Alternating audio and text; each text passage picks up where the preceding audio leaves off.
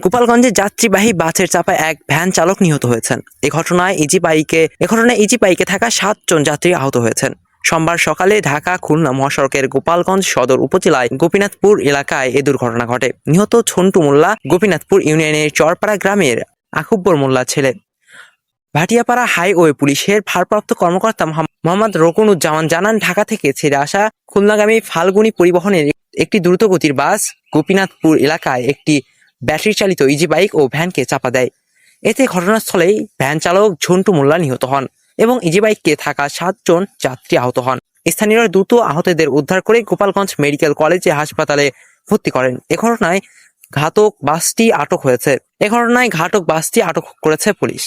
Abdul Al Zakaria, desk news, checkpost.